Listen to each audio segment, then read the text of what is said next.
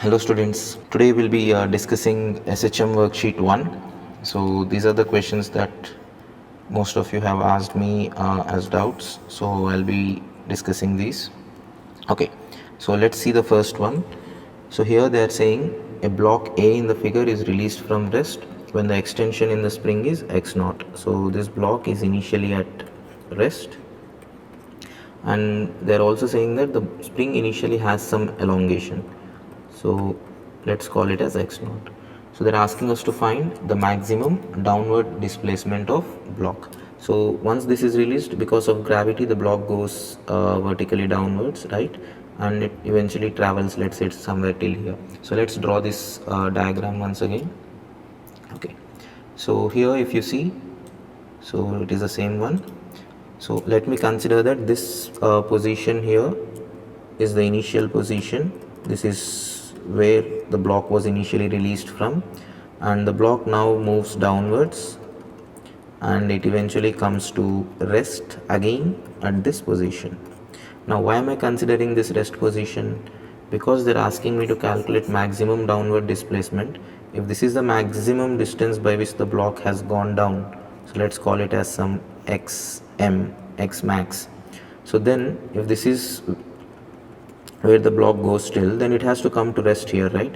X is maximum will automatically mean that the velocity here will become 0. So that's why I'm considering rest position. Okay, so this is because of maximum displacement. Fine. So I've taken this as my initial position, so this will be my final position. You know that all these cases should be understood by using energy conservations, right? So that is what I'll do now, energy conservation between initial and final positions, right? So this is the initial and this is the final positions of the block. Okay, so now observe, so in the initial position, the spring is already having some potential energy, so I'll write that first, which is half k x naught square plus, now we need to write gravitational potential energy, so for that we need a reference, right? So what I'll do is I'll assume this bottommost position, which means this position, not this position is the final position of the block, right? So I'll take this as my reference for what? Gravitational potential energy. I'll take the potential energy here as 0. So if the potential energy here is 0, it means that at a height of x, the potential energy will be mgx, right? So this should be equal to, by the time the block reaches here, its total energy. So what is the energy that the block possesses by the time it is here? It has no kinetic energy, it has no potential energy, but the only energy that is present in the system will be the spring potential energy. So that would be half k into the final extension of the spring whole square. Okay, now writing this expression here is very, very important. So please observe closely. So we know the initial elongation, right? So as the block goes from this position to this position, so we can say that the pulley will reach here. Let's say if this is the final position of the pulley will be like this, and the block will be hanging from the pulley, right, in this manner.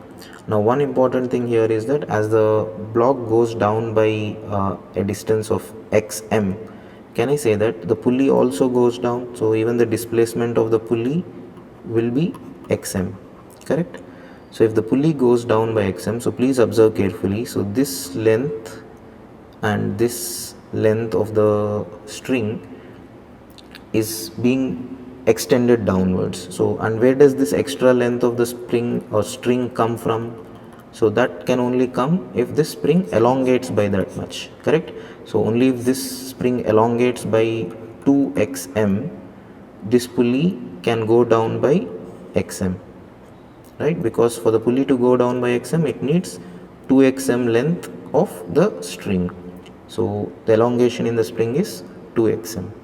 Okay, so we can now say that the final elongation in the spring will be its initial elongation, which is x0, plus the extra elongation of 2xm.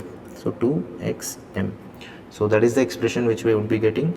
So if I substitute that here, this is the final elongation 2 times xm. And now you can simplify this. So instead of directly expanding this, you can write it as mgx is equal to half k into x naught plus 2xm whole square minus x naught square, right? So this is in the form of a square minus b square. So simplify that into a plus b into a minus b, and you'll get the answer for that, right? So find the value of x max from this expression. So a should be the answer for that. Okay, so now we'll move on to next question. Students, let us see this question now. So they have given a block of mass 0.9 kg. So this is the one, is attached to a spring of force constant k. It is compressed by root 2 centimeters, and the block is at a distance of 1 by root 2 centimeters from wall. So let us first draw this separately. So this is the spring block case that they have given. So I'll consider that this is the compressed state of the spring, so the state which they have shown us here. So this is the extreme position. So the block is compressed, or the spring is compressed till this position. So let us consider that this is somewhere where the natural length of the spring is, which means if the block is at this position, then the spring would be in its natural length. So the spring would be like this. So if it reaches till here, the block, then the spring will be in its natural length position. Okay, so now they have given that from the natural length position, the block is compressed by root 2 meters, or the spring gets compressed by root 2 meters. Okay, now one thing you'll have to observe here is that this distance they have given is lesser than root 2, which means the wall is somewhere in between. So now if I consider that this root 2 is equal to a, the amplitude of SHM, because if I release this block from here, the block would perform SHM of amplitude a. It goes till here, a distance of a, it further travels on the other side by a distance of a, and it keeps oscillating if the wall was not there. But if you look at this properly, this 1 by root 2 that they have given is a by 2, correct? Root 2 by 2 will be 1 by root 2. So now the wall is now present over here. So this is where the wall is. So it doesn't allow the further motion of the block. So as the block travels from here to here, it collides with the wall and returns back. It travels from here to here and returns back. So that is the basic idea. So it travels forward like this, and then it comes back. So this is the only motion that is going to happen in this particular scenario, right? So let us represent that over here. So if these are the two extremes, so if this is x is equal to minus a, x is equal to plus a, and this is the mean position, x is equal to 0.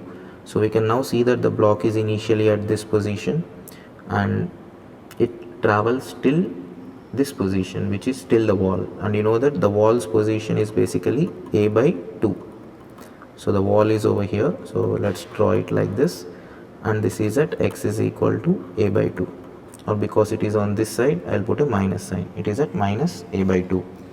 Okay, so now the block travels from here to here and then back from here to here. So this is the only motion that the block has. So this part of the motion is not going to happen, right? Okay, so now if you observe the next part of information, it makes an elastic collision with the wall and its period of motion is 0.2 seconds. So which means the block goes from here to here, comes back, and its oscillation is complete, right? So this forward and backward motion put together has a time of 0.2 seconds. So which means 0.1 seconds forward and 0.1 seconds backward. Now, how much time will it take for the block to travel from this position to this position till the wall? So we know this already, right? So we would have discussed this, that to travel, if let's say, let me draw that once again. So this is x is equal to minus a and this is x is equal to 0. We know that it takes a time of t by 4 to travel from here to here, from extreme to mean. Now to reach this midpoint, remember that it won't take half of the time. it is not t by 8. So this is not t by 8 and this is not t by 8, and the reason is the block travels slowly here and when compared with the speed in this region. So here its speed will be lesser and here its speed will be more. So it is not t by 8 and t by 8. So if you remember, we would have discussed that this time would be t by 6 and this time would be t by 12. So I would suggest you go and look into the derivation of that if you are not aware of it. These are important results as well, right?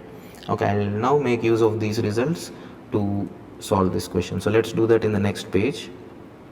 Okay, so now they have given that t by 6 is equal to 0.1 seconds. So that is the information that is given to us. So see here, so from here to here, it takes 0.1 seconds to travel from extreme to this a by 2 position. Okay, and that is nothing but t by 6. So I can write t by 6 is equal to 0.1 seconds, t is equal to 0.6 seconds, and we know how to write the time period of SHM, right? So 2 pi into root over m by k. So this is the final expression which we will be solving.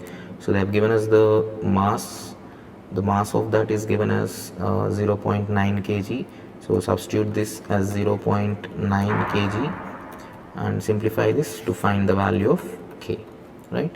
So I'll just give you a brief idea of these times, how we get t by 6 and t by 12. So I'll explain that by using the phasor diagram.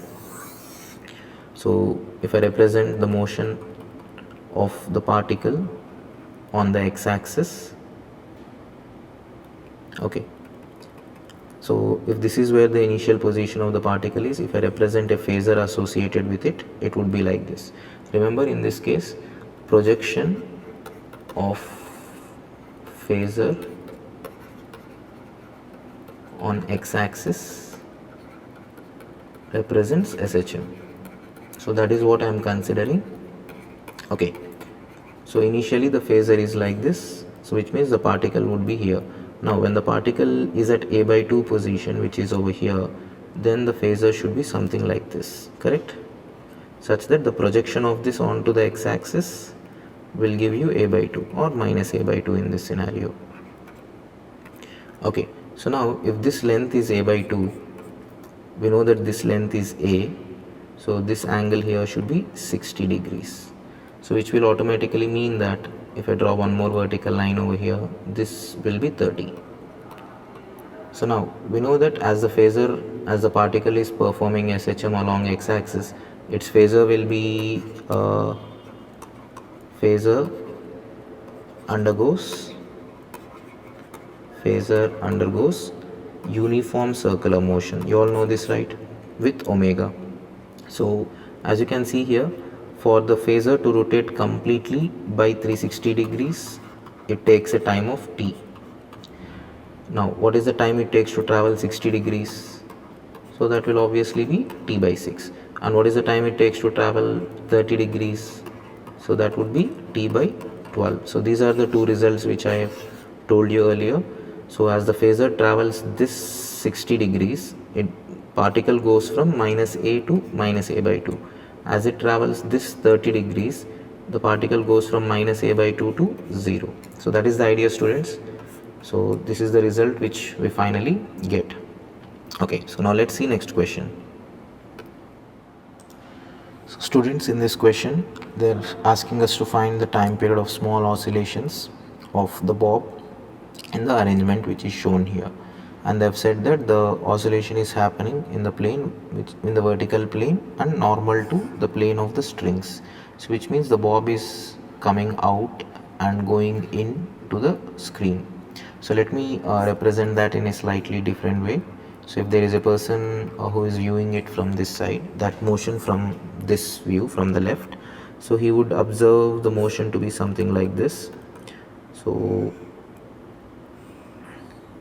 if this represents one of the extremes, so we can say that the other extreme position would be something like this. So the bob on the other extreme would be like this. So that is how the motion would be. So this can also be understood something in this manner. So if there is a pendulum with this red colored line as the length of the pendulum, so the motion of that pendulum would be exactly similar to the motion of the given system, right? So try to visualize that scenario. So try to think of a normal simple pendulum with this red colored length as the effective length. And to understand it better, I'll draw that over here. So this is the length which I am talking about. So this length would be the effective length of the pendulum, and it would be oscillating between these two positions in this manner, right? So that is the idea. So to find the time period of this, all we'll have to do is write t is equal to 2 pi into root over L effective divided by G, the expression for time period of simple pendulum. Now all we need to do is just find out what this length L effective is. So this red colored length will be the L effective. So here I can write the value of L effective as, you can see this length is L, string's length is L, and this is 45, which means the red colored length would be L sine 45, right? So L sine 45 degrees, which is L by root 2. So substituting that into this, we'll be getting t is equal to 2 pi root over L effective is L by root 2 into G. So that should be the answer. So which one is that? B, right? Okay, we'll see the next question. So students, let's see the next question.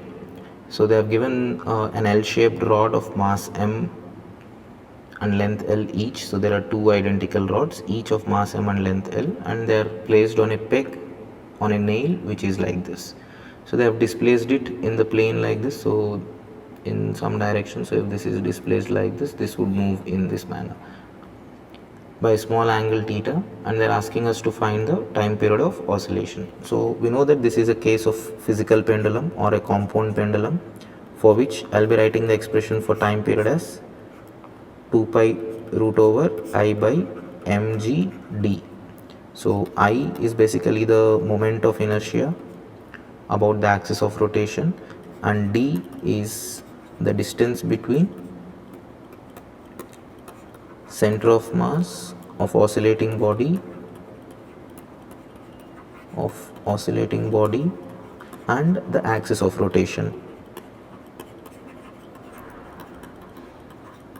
or axis of oscillation, right? So this is something which we know already. So I'll directly apply that result over here. So but before that, let us try to find out where the center of mass is located.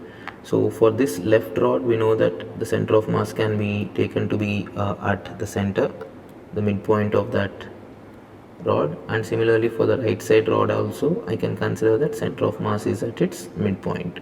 And because both the rods have same mass, I can say that the combined center of mass will be at the combined or the midpoint of the line joining them, so which is over here.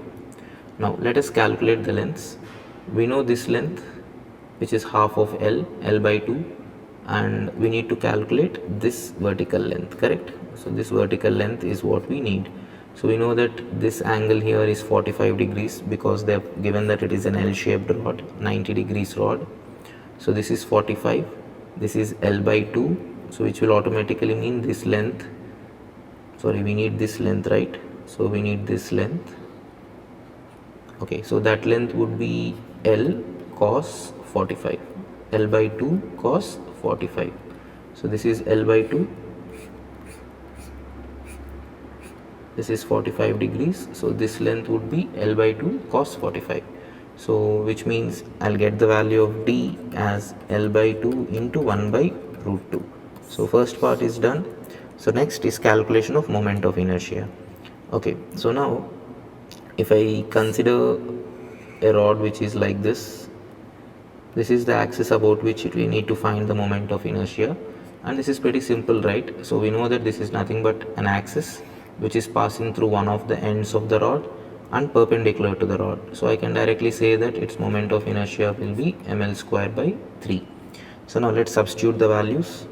So I get time period is equal to 2 pi into root over I there are two such rods. So this is one rod and this is the other rod.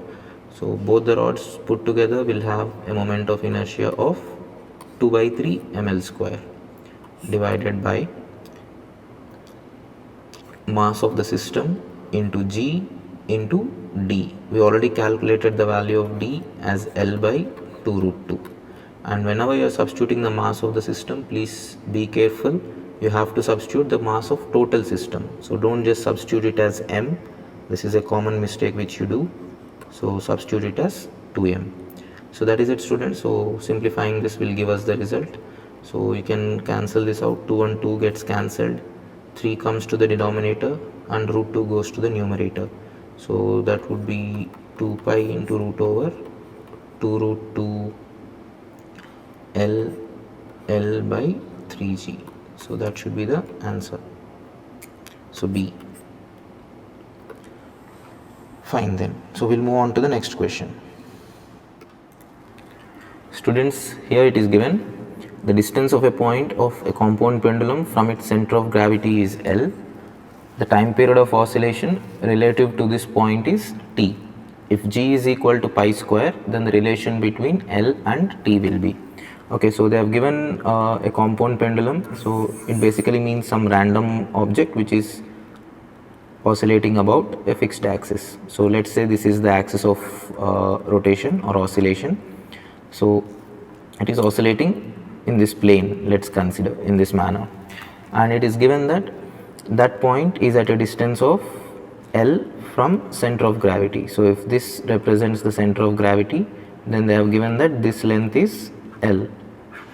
Okay, so now they are asking us to find the relation between L and the time period of oscillation about this axis. Okay, so we know the formula directly for this. So we would be writing the value of time period is equal to 2 pi into root over I by mgd, right? Where I is the moment of inertia about that axis and d is the distance between the center of mass and axis. So in this case the value of d is given as L.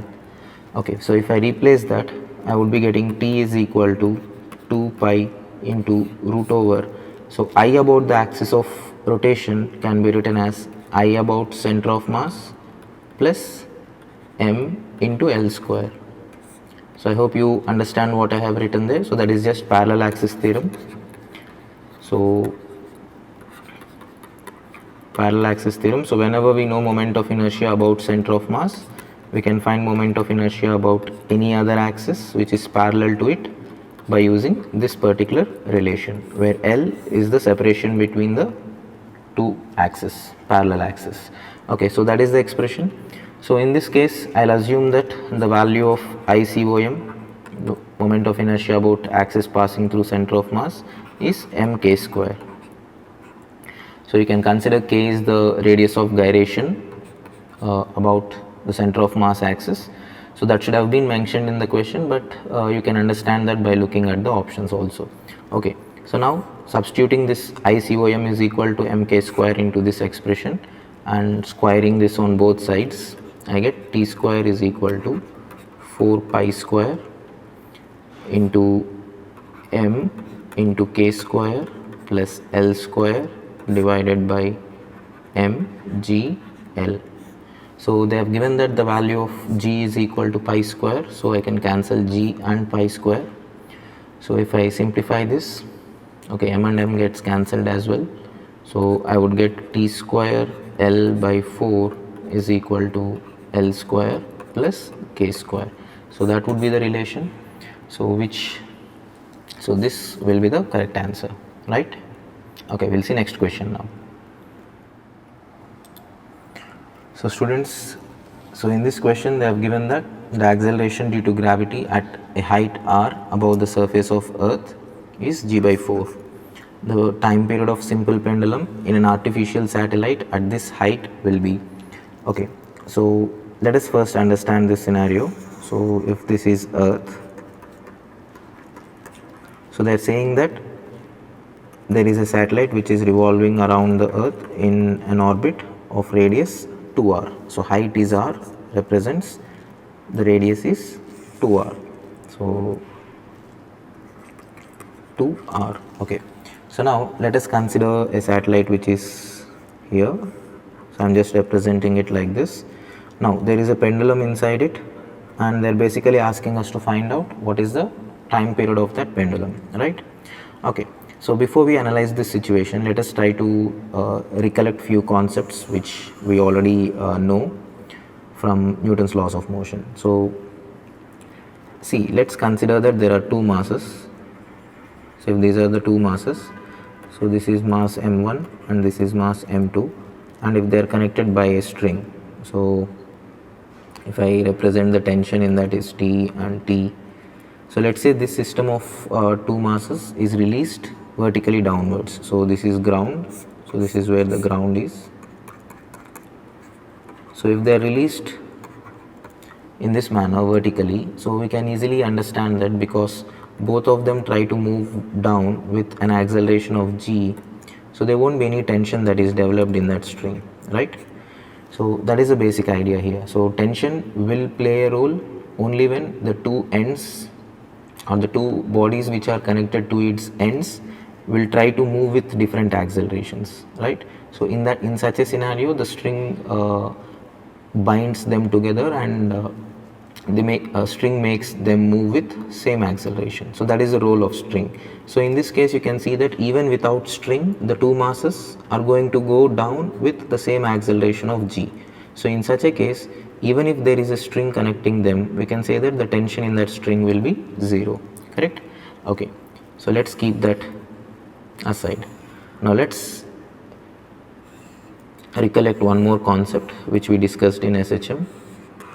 So if let's say this is a lift, and if there is a pendulum which is suspended inside it, so with a length L, and if this lift is accelerating, let's say if it is accelerating up with an acceleration of a, we understood that the time period of that oscillation can be written as 2 pi into root over L by g plus a, right?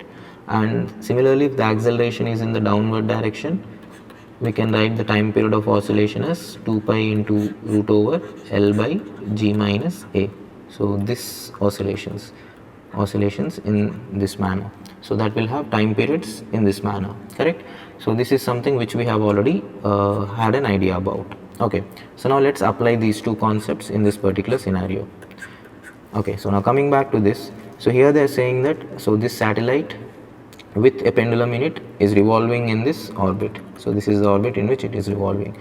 Now compared to the radius of Earth or the radius of this orbit, I can easily consider that the size of this satellite, the dimensions of this satellite is very small.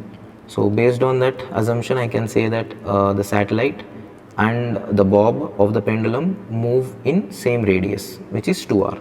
So I can consider that whatever is the radius in which the satellite is revolving, bob is also revolving in the same orbit.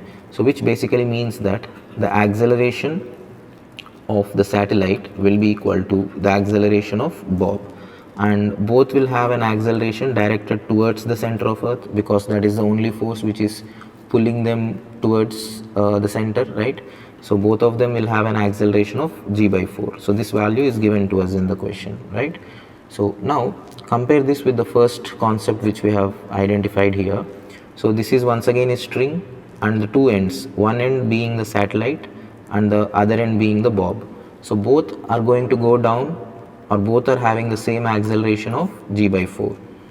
So even without the string, they will have the same acceleration. So now what is the role of the string? So there is none. So which means the tension which is developed in the string will be 0. So this is the exact same concept which we call as weightlessness. So if there is a person who is inside the satellite, if he is standing over here, so he feels that he is weightless, and the reason for that is because man will have the same acceleration of g by 4 towards Earth, and satellite also has an acceleration of g by 4 towards the center. So in such a scenario, the normal reaction will not develop between the man and the satellite. It is something which is similar to, let's say, if there is a man who is standing inside the lift, and if the lift starts falling down with g, So you know this scenario, right? So this is exactly the same. So even this satellite revolving around Earth is also the same scenario. The only thing which might feel difficult for you is that it has a horizontal velocity as well, but apart from that, the equations which you write in the vertical direction will be exactly same in the case of lift and in the case of satellite. So which means the forces which are developed will be exactly the same. So even here the normal reaction will be 0 in the case of lift falling downwards, and even in the case of satellite the normal reaction experienced by the man will be 0, and that is what we call as weightlessness, right? So that is what happens in this case. So the tension developed in that, so this is tension, not time period. So this is tension is 0. Now if I have to talk about time period, so time period we can easily say that that will be equal to infinity, because if this pendulum is, let's say, slightly moved aside and released from that position, so we can say that even in this case there is no tension, and even in this case there is no tension, and in both the scenarios there is no one who can pull back the bob back to its initial position with respect to the satellite. So which means if it is moved aside, it stays there itself with respect to satellite, so it is not going to come back. So that is just another way of saying that time period will be equal to infinity. Or you can use this second method and you can directly apply this formula. So you can compare that satellite with the lift case. So bob will have an acceleration of g by 4 in the downward direction, and the lift will have an acceleration of g by 4 in the downward direction. So if you have to substitute the values, you'll have to substitute g. In place of g, you have to substitute g by 4. In place of a also, you have to substitute g by 4. So if you have to apply this lift idea to this satellite. So even in such a scenario, you get the value of time period as infinity. Clear, students? Okay, so after this we'll discuss worksheet 2. So students, let us start with worksheet 2. So these are the questions that I'll be discussing now.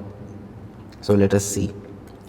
So in the first question, the ninth one, they have given two blocks each of mass m are connected by a massless spring, this one of natural length L and spring constant K. So the spring constant is given as K. The blocks are initially resting on a smooth horizontal floor with the spring at its natural length as shown. An identical block C, also of mass m, moving with a speed v. So this block is moving with a speed v along the line joining A and B, collides elastically with A. So basically they have given that here the collision is a head-on elastic collision between two identical masses which are C and A, right? So you know what happens in this scenario, right? Whenever head-on collision occurs between two identical masses, velocities are interchanged. Now you may get a doubt. So there is a spring here. What is the role of the spring? So will spring not affect any kind of collision here? So one important thing which you have to know here is that during this collision, let me write it here. So during the collision, spring has no role to play. Spring has no role, and there is a reason for that. The reason is that this is the reason. So reason is that spring force is not an impulsive force.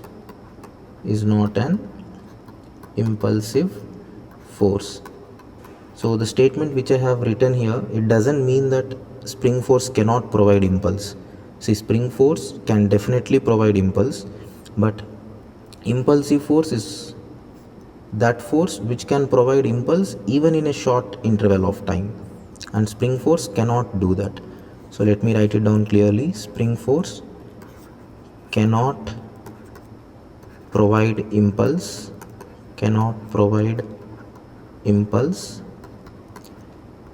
in a short duration.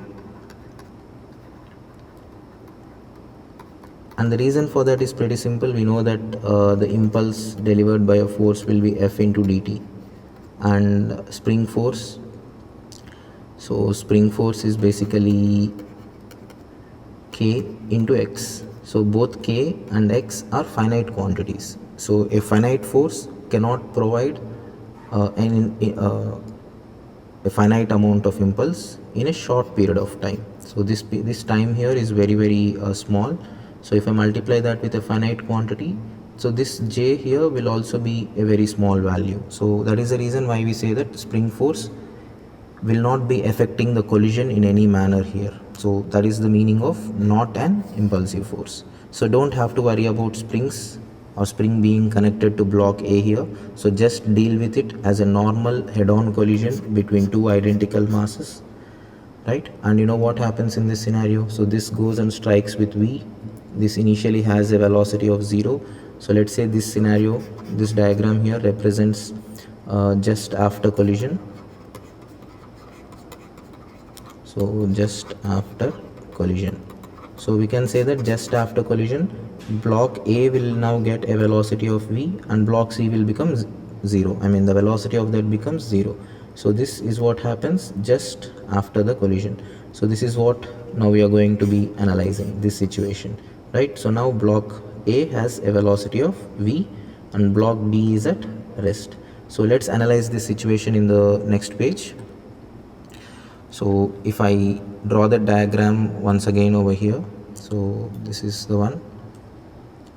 Okay, so what we are going to understand now is for the case of maximum compression, right? So for maximum compression, so let's see how the system looks like in that state.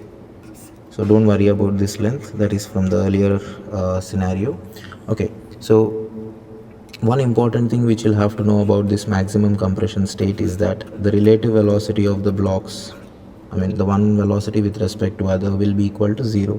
So you can say velocity of A with respect to B or velocity of B with respect to A is 0, because at the state of maximum compression we can say that A appears to turn back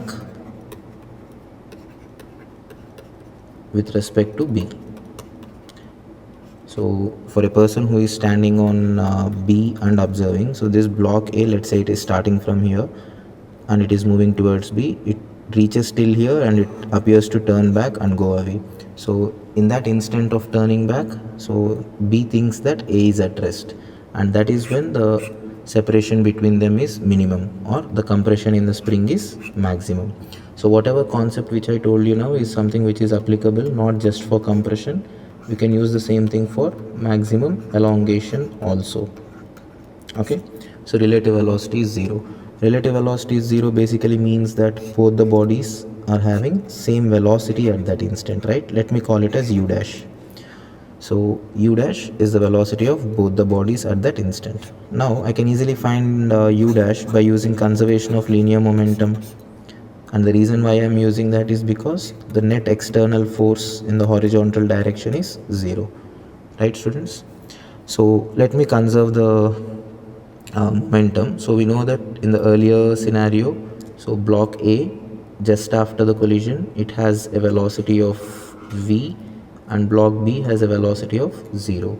And now you can see that both are having U dash. So if I conserve the momentum, I can write mv is the initial momentum is equal to mu dash plus mu dash. So solving this will give me the value of u dash as v by 2.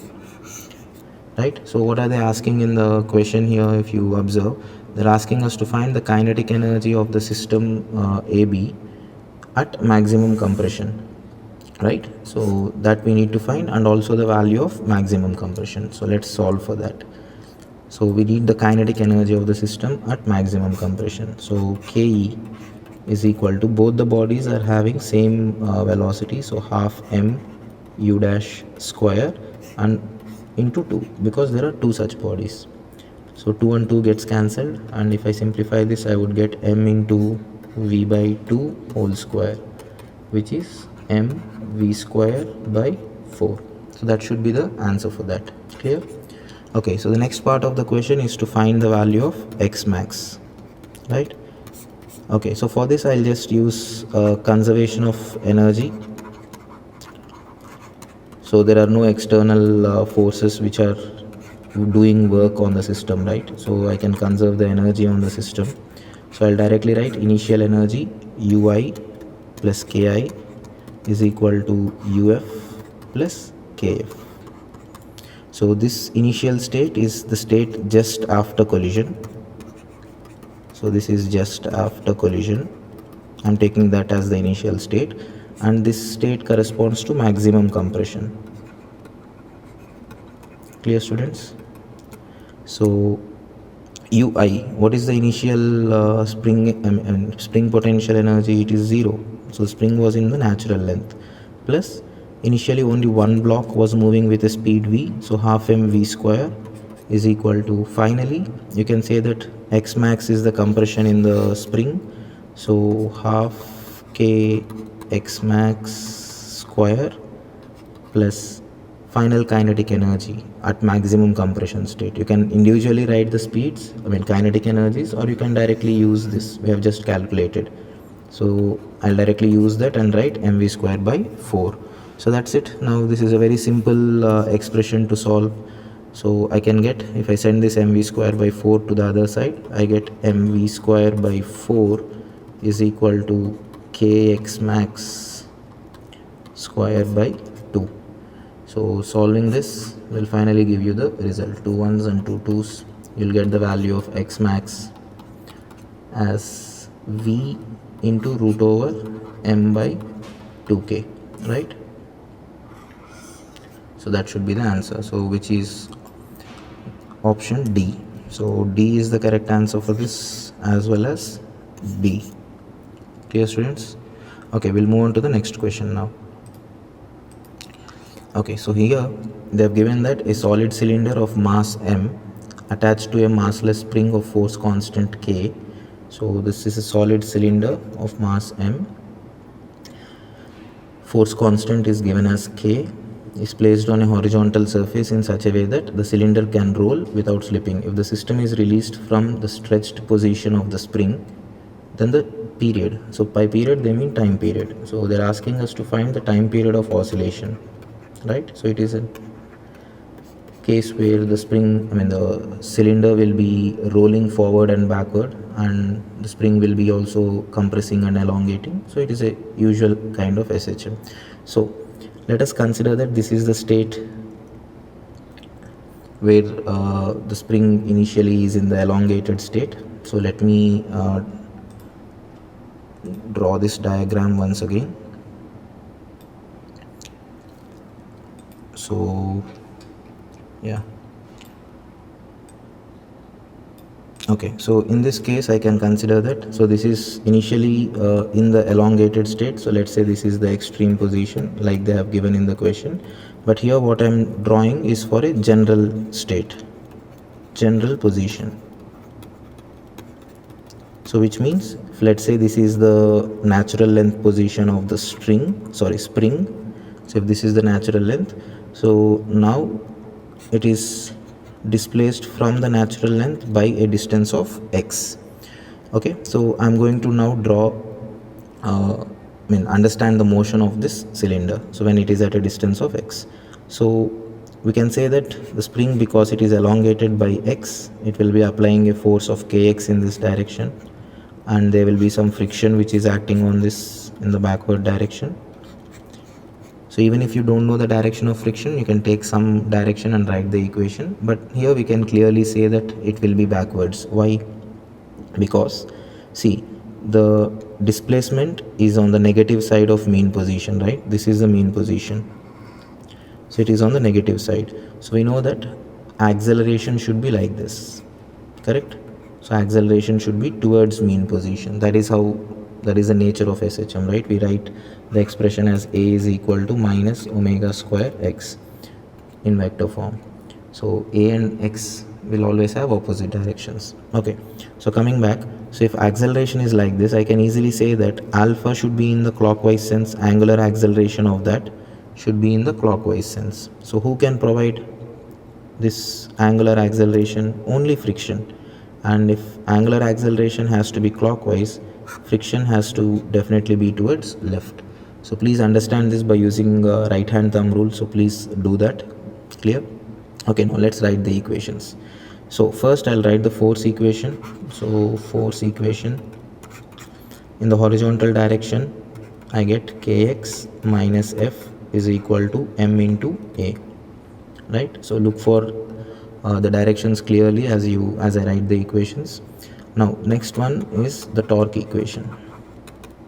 Now you can see that only friction provides the torque with respect to center of mass, and by using right hand thumb rule you can also see that the direction of alpha which I have taken is also the same. So F into R will be equal to I into alpha. What is the moment of inertia for this cylinder? So because it is a solid cylinder, I can write moment of inertia is equal to mr square by 2, right?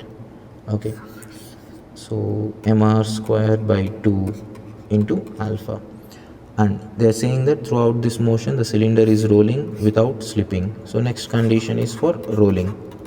And what is rolling condition? This is pretty simple. We can easily say that center of the cylinder should have an acceleration a which is equal to r alpha, right?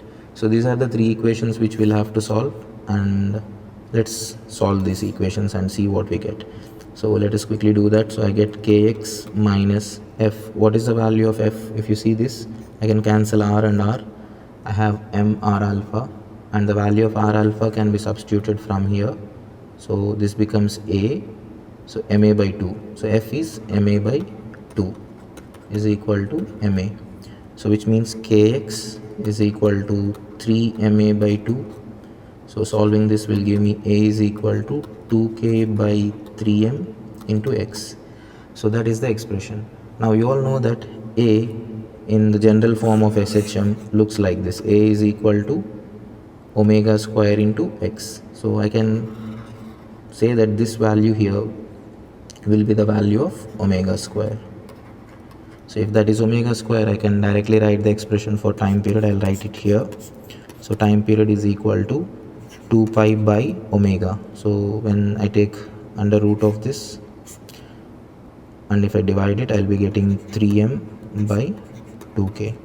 So that should be the final answer, so which is B, right students? Okay, we'll move on to the next question. Okay, so here they've given a ball is suspended by a thread of length L at a point O on the wall PQ. So this is the wall, and from this wall at point O there is a string which is suspended from, which is a pendulum basically. So this is the vertical, this angle, this is the angle that the wall makes with the vertical. Although it doesn't look to be vertical in the diagram, consider that it is the vertical line. So I'll maybe draw it here. So this is the wall, and initially it is like this. Clear? So this angle is given as alpha. Okay, so now what did they say? The thread with the ball is now displaced through a small angle beta away from the vertical wall. So from here it is displaced by a small angle beta. So this angle is given as beta. If beta is less than alpha, then the time period of oscillation of the pendulum will be. So if the value of beta is less than alpha, see, the wall is on the other side at an angle of alpha, correct? So this angle here is alpha, and you have displaced it by an angle beta and you released it from there. So which means this bob will have a tendency to travel up to beta on the other side as well. So it travels till here. Now one thing you'll have to observe here is, because beta is less than alpha, so it goes on to the other side, it reaches the extreme position, and then it comes back, and it goes on to the right side once again, it comes back, and this oscillation keeps happening. So this wall has no role in this scenario, which means during the oscillation the ball is not going to collide with the wall, right? So collision doesn't occur. So I can say that collision doesn't occur. So this is a normal kind of SHM, the pendulum is completely making its oscillations. So I can clearly say that the time period will be 2 pi into root over L by G. So that is not going to change. So here the problem comes when the value of beta is greater than alpha, right? So that is where it becomes little bit trickier, because the bob will try to go by an angle of beta on the other side. Maybe I'll draw that in the next page. So it will be, let's analyze that in this particular scenario. So here let's take a different color. So yeah, so in this case I'm considering this is the ball.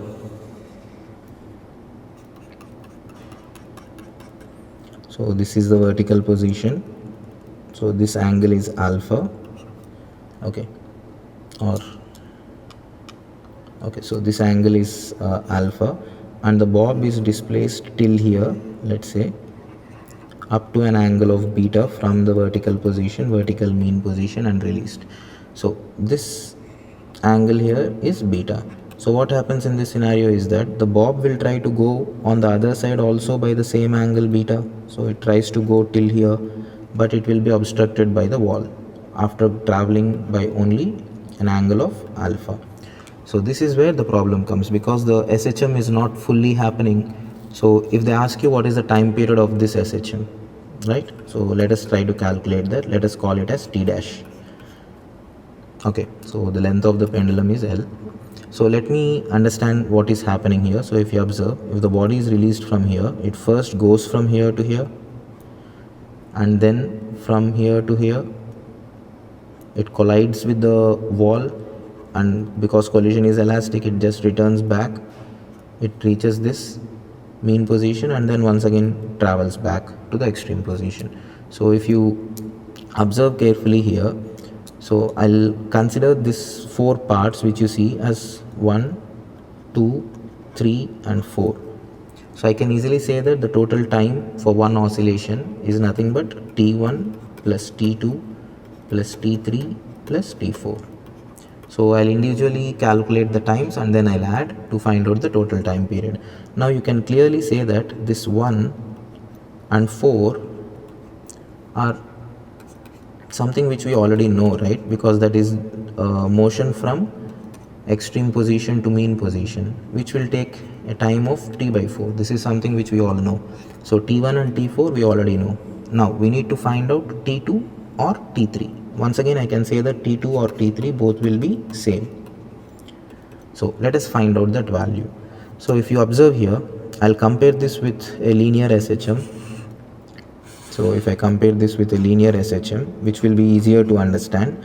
So this will be the mean position, and so this is where the angle is 0 and this is where the angle is minus beta.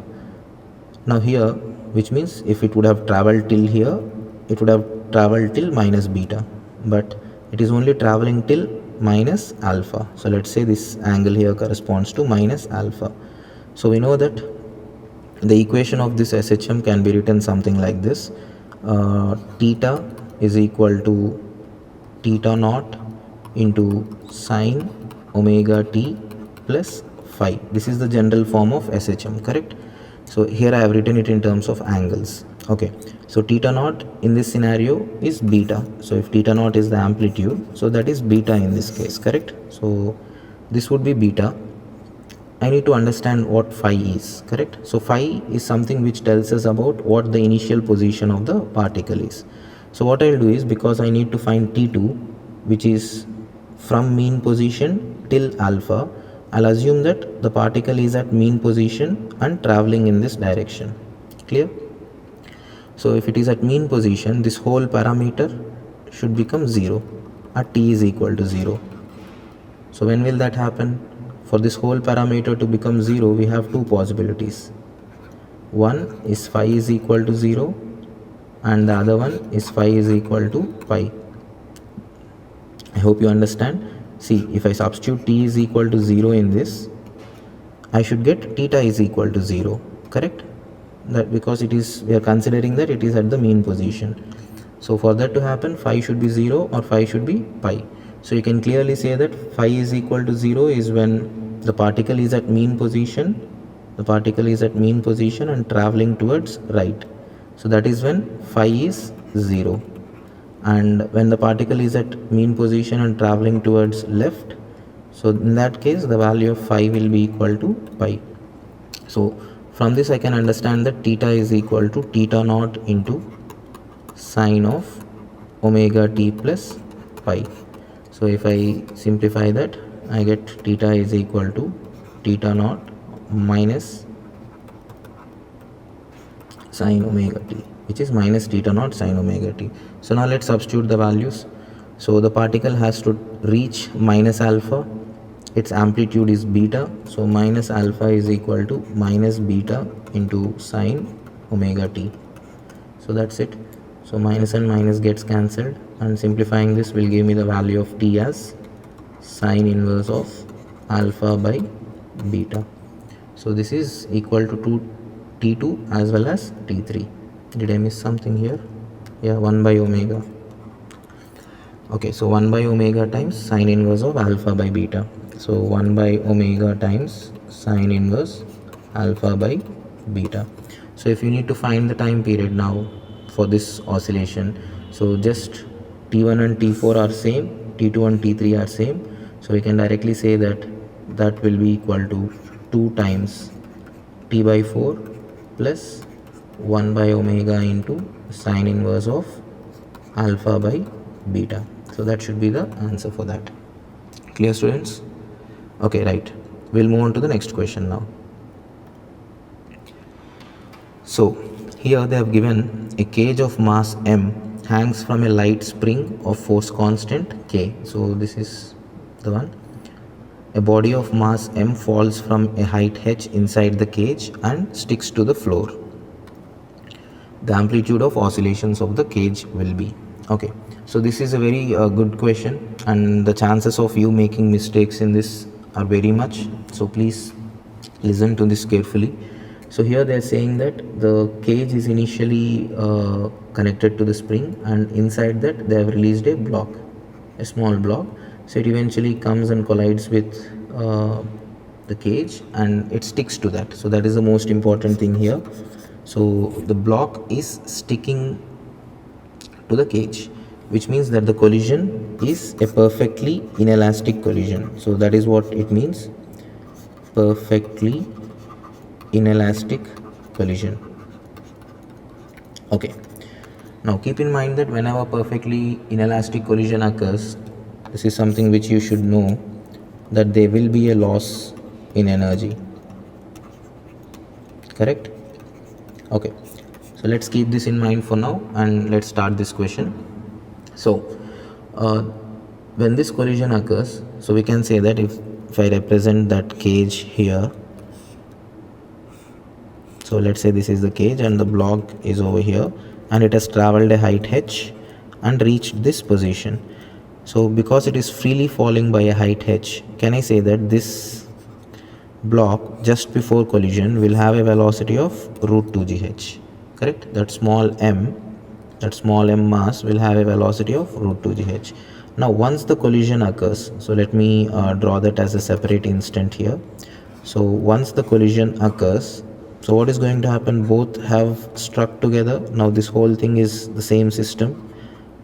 Now this whole thing is m plus m mass. Here we have m whose velocity is 0 and small m whose velocity is root 2 gh. This is just before collision, and this is just after collision. Okay, so now once collision occurs, as I told you, for this collision you cannot conserve energy because this is a perfectly inelastic collision. The only thing you can do here just before and just after the collision is conservation of momentum, right? So you may get a doubt, so how may I conserve linear momentum in this scenario when there is gravity which is acting in the downward direction and some spring force which is acting in the upward direction, right? Okay, so see, this is something which we have discussed just earlier. See, spring force, so spring force, or in this case force due to gravity, so all these are finite forces, right? Finite in the sense they have some value associated with them, which is a finite value. And because this collision occurs in a very short duration, the time interval in which the collision occurs is almost close to zero, right? So it is an infinitesimal time interval. So in that small duration, neither the spring force nor the gravity are big enough to provide any impulse. So we can assume that the impulse provided by them is zero. So that is the idea.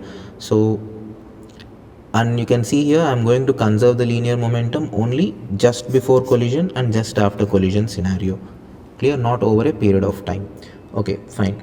So just before collision, we know that small m mass has a velocity of root 2 gh in the downward direction.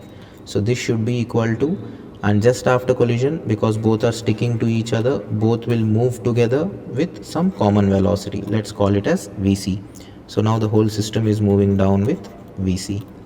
So this is how the conservation of linear momentum expression looks like. So simplifying this will give me the value of vc as m into root 2 gh divided by m plus m. So now we have that system which is going down with a common velocity. Okay, now what they're asking is for us to find the value of amplitude of oscillation, correct? So let me explain this in the next page. Okay, I'll draw that situation once again here. So if this is the spring, so the cage with the block, so now I'm considering the instant where they have already attained common velocity. So now this is the common velocity scenario, and the spring is already having some elongation in it. And how much elongation will the spring already have? So let's say this is the level which is present at now in the sense when the collision has just occurred. Can I say that when the collision has just occurred, the cage would have been in equilibrium position earlier, which means this was the initial equilibrium position. Initial equilibrium. And how much will be the value of elongation in the spring? Let's call it as xi. So xi would be equal to, if you look into the earlier scenario, so in the earlier case, this cage was balanced by the spring, right? So the spring force is balancing the weight of the cage, and the weight of the cage is capital Mg, right? So which means there is already an elongation in this spring, and that elongation can be taken as weight of the cage by spring force. So I've just used kxi, which is the spring force, is equal to mg. Okay, so let's apply that here. So initial elongation is already mg by k, and now the system will start moving downwards. Now, so let's say it finally comes to rest at this position, in instantaneous rest at this position. This is where it comes to rest, let's consider. And they're asking us to find out what is the maximum. Let me see the question once again. So they're asking us to find out what is the amplitude of oscillations. They're not asking the maximum distance by which it goes down. They're asking amplitude of oscillations. Now you may get a doubt once again, what is the difference? So what is the difference between the distance by which it goes down, let's call it as some x, and amplitude of oscillation? Aren't both same? So let's understand what amplitude in this scenario is. So listen closely here. So what happens here is, as soon as this small mass goes and sticks to the cage, the equilibrium position will eventually shift. So this is no more the equilibrium position. So this is the equilibrium position when only cage was connected. Only cage is connected to spring. But now what happened is, because the block also got attached to the cage, the weight of that system is increasing, and the spring's length should also increase, right? Which means the equilibrium elongation of the spring should also be different. So this is that equilibrium position, let's say. So this is where the spring will be in its equilibrium position from now onwards. And you can easily tell what the value of this is, right? Because it is now having to balance both the weights. So I can write this as m plus m into g by k. So remember, this is the equilibrium position now, and this is the rest position. So from the equilibrium position, the maximum distance by which it goes down by or up by is what we call as amplitude. So this is what they are asking us to calculate. So I hope you understood that. So because the equilibrium position has shifted, we need to find the displacement of that system from equilibrium position. So you can easily say that this length will be small m g by k, correct? Because you can see here, this is m plus m into g by k, this is capital M g by k. So the difference between those two will be this length, correct? Okay, now rest is just writing the equations. So I'll conserve the energy here. So let me write that equation. Okay, so conservation of energy.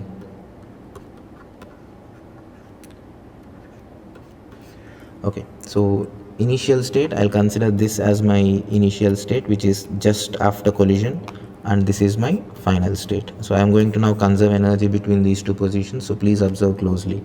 So initially I'll be writing ui plus ki is equal to uf plus kf.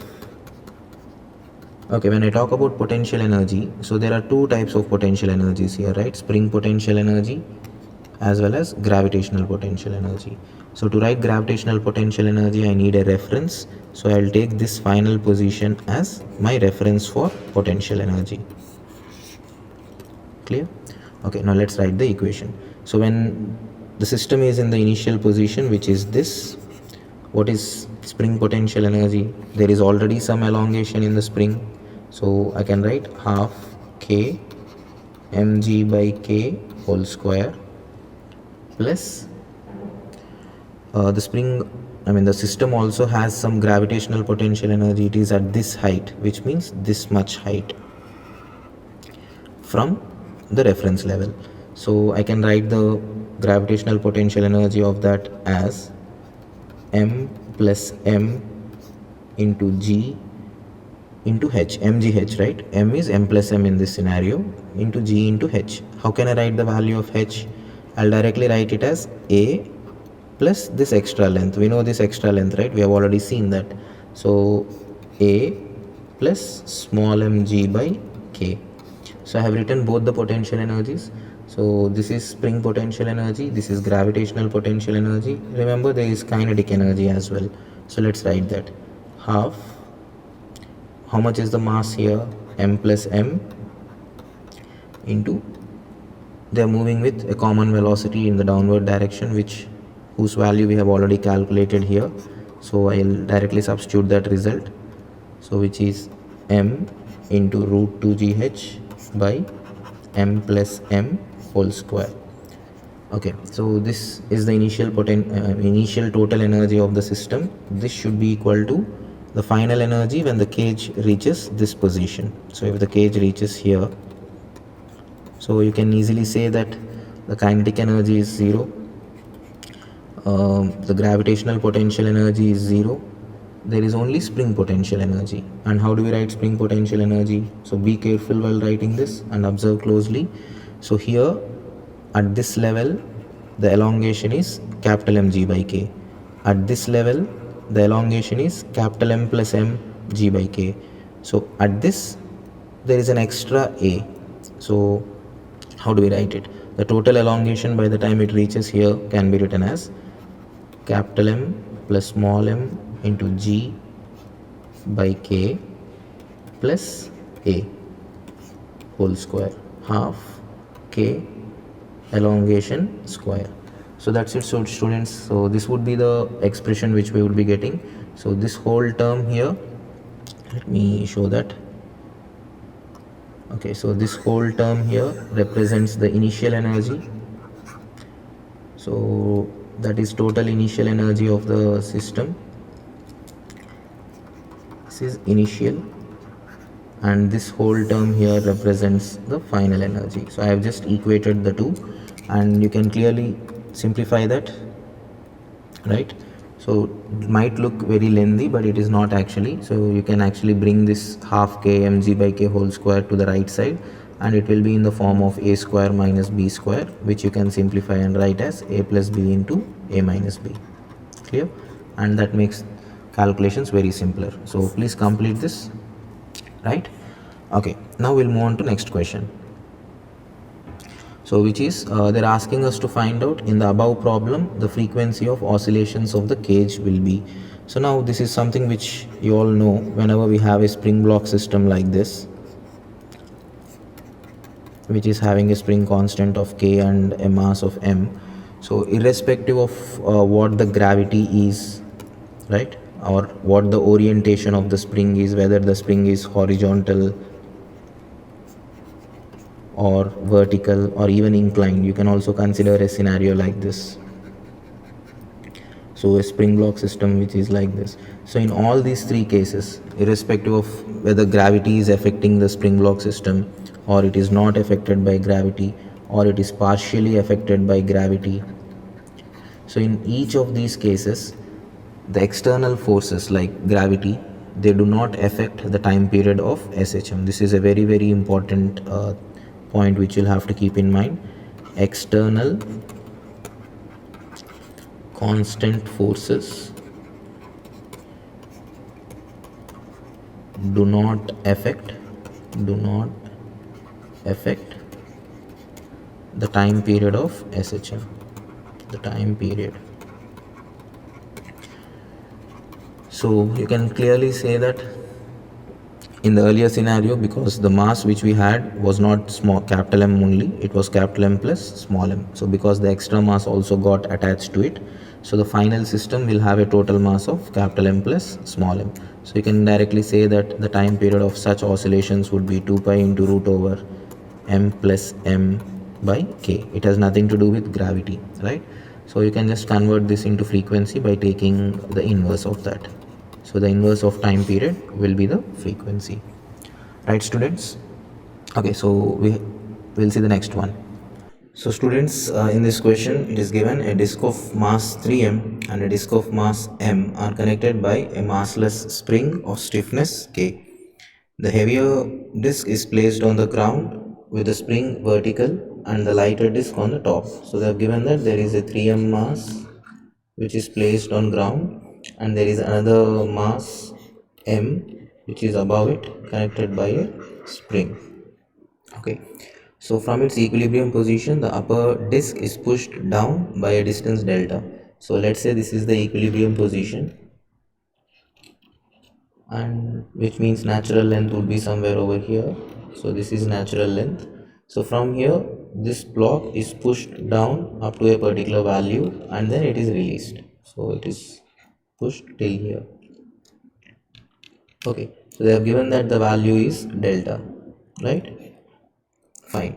So now they're asking us some questions. The first one is the condition for delta so that the lower disk bounces up. So, and the second case they are giving the value of delta as 2 mg by k. They have given that this value is 2 mg by k, and they're asking us what is the maximum normal reaction acting from ground on 3m mass. Okay, first let us solve for the B and C cases. We'll solve for case A later on. Okay, so now from natural length position, because the mass here is m, we know that equilibrium position will be below by how much distance? So it has to get compressed in such a way that this block of mass m is supported by the spring force. So the kx which is acting on that mass should be able to support the block of mass m. So which means mg should be equal to kx, or x is equal to mg by k. So which means this length here will be mg by k, correct? Now from the equilibrium position they have told that it is further compressed by 2 mg by k, which means by the time it reaches this level, the final level, its total compression x net, let's call it as x net, so that would be equal to 3 mg by k. Okay, so this will also imply that the spring force which is kx is equal to k into 3 mg by k, which is 3 mg, correct?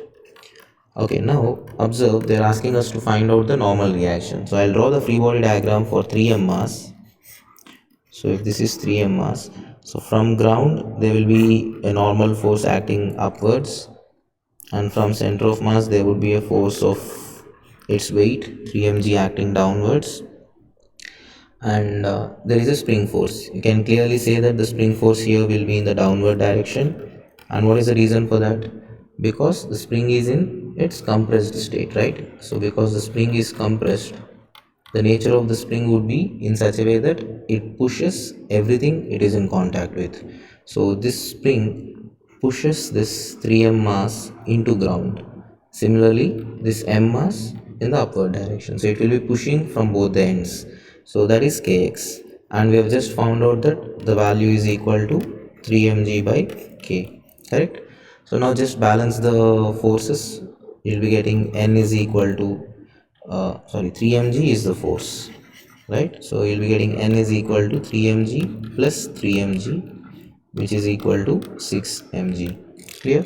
So that should be the answer for normal reaction. Next, if we talk about when will the lower disk bounce up, so we'll see that in the next page. Let me draw the diagram once again. So this is the 3m mass, m mass. Fine. So initially it is in its equilibrium position. So here I'll write its compression, which is equal to mg by k. Similarly, its natural length position will be, let's say, somewhere over here. So this is its natural length. Fine. Now we need to find how much is the distance by which it should be compressed by. So by what distance should we compress it from equilibrium position downwards, right? Such that, what is the question that they're asking here? Such that the lower disk will bounce up. So what should be the value of delta such that the lower disk will bounce up, right? So in this case I can consider a scenario like this. For the lower disk to bounce up, let me draw the free body diagram for 3m mass once again. So there will be some normal reaction acting from ground, its weight will be acting in the downward direction, and kx, this time I can consider kx to be acting upwards, because the body, the 3m mass, can lift only when spring is pulling it in the upward direction, correct? So I can write, for that to lift off, normal reaction should become 0, which means kx is equal to 3mg and x is equal to 3mg by k. So that is the idea. So now keep in mind that whenever x value becomes 3mg by k, x here is not compression, it is elongation. So this has nothing to do with the earlier case which we have discussed. Even though we got 3mg by k here, that is compression of 3mg by k. This corresponds to compression of 3mg by k. But here if you see, we understood that the block, the 3m mass, will lift off the ground when the elongation is 3mg by k. And you know that compressions and elongations are all measured from natural length, correct? So from natural length, the body should move or elongate by 3mg by k. So if this is the natural length position, so let me represent that with a different color. So from here, the body should eventually go up by a distance of how much? 3mg by k, and it should finally travel at least till here. It can go above this also. So this mass m can cross that position also, this position, it can go above that also. But for this to just lift off, I am writing the condition for just lifting off, right? So for this block to just lift off, this m mass has to at least reach till here. So that is when this 3m mass will be just about to lift off. Okay, now observe closely once again. I have told you that from natural length, the body has to go up by a distance of 3mg by k, correct? So from here, if it is 3mg by k, if this is 3mg by k, from equilibrium, what will be the distance? So from equilibrium, what will be the distance? So this will be 4mg by k, right? So this value here will be 4mg by k. Now this is something which you all know. So whenever we have an SHM, so the SHM will happen in the same manner in both the sides of equilibrium, correct? So from equilibrium you can see that it has to at least travel up by a distance of 4 mg by k, which means that can happen only if you take it below the equilibrium position by at least 4 mg by k. Clear? So that is how we can understand. See, I'll give you a brief idea once again.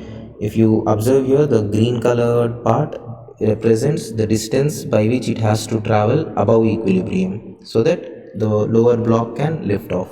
So from equilibrium it has to travel at least 4 mg by k. So you can see that in this green part of the motion represented, right? So only if it crosses by 4 mg by k above and reaches this position and crosses this position, this will lift off, correct? Now for that to have 4 mg by k of motion above equilibrium, what I am saying is it has to have the same 4 mg by k motion below equilibrium. So this block will have similar kind of motion on both sides of equilibrium. So that is the basic idea. So finally we can say that the block should be moved by a distance of 4 mg by k, moved at least by a distance of 4 mg by k downwards. So that is the basic idea here, right? So keep in mind that from equilibrium, both sides of equilibrium, the motion of the block performing SHM would be same, right? So students, will start with gravitation worksheet now. So these are the 5 questions that I'll be discussing. So we'll see that. So here in the first question it is given that in a certain region of space the gravitational field is given by minus k by r. So I'll represent gravitational field with g. They have given the value of g as minus k by r.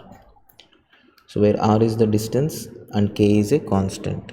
So they're basically giving the gravitational field to be varying with a parameter r, so which most probably is the radial distance. So if the gravitational potential at r is equal to r naught is v naught, so they are asking us to take this as the reference, then what is the expression for gravitational potential? So we know this relation already, right? So we can write the relation between potential and field in this manner: minus dv by dr is equal to g. So I'll directly use that relation here. I'll get dv is equal to minus of, in place of g I'll substitute minus k by r, which is given to us, into dr. Now directly integrate this expression. We'll get, okay, this is v. So we get v is equal to k times plus, minus and minus becomes plus, so integral dr by r is ln r. And if I substitute the limits, so if you see the reference that they have given is r naught, and at r naught the potential is v naught. And if I assume that at some r the potential is v, so simplifying this will give me v minus v naught is equal to k into ln r minus ln r naught. So that's it. And simplifying this, you know that ln a minus ln b is nothing but ln a by b. So this is the expression which we get.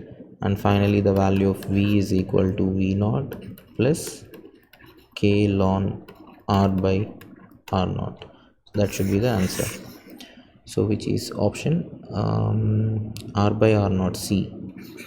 So don't worry about this, this is wrong. So c is the answer for that, right? Okay, we'll now move on to next question.